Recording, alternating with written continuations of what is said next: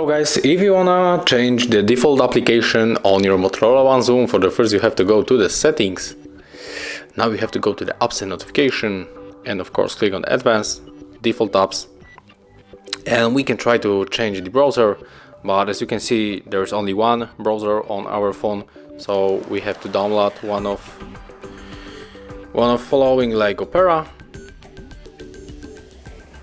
So go to the Google Play Store and just download your next browser. Now we have to wait until this application finished installing. And now when we go back to the browser, we can just choose again default apps, browser, and now we can just choose which browser going to be our default. So I will of course stay with the Chrome. So this is how it looks on this device. Thank you for watching. Leave likes, subscriptions, and of course comments below.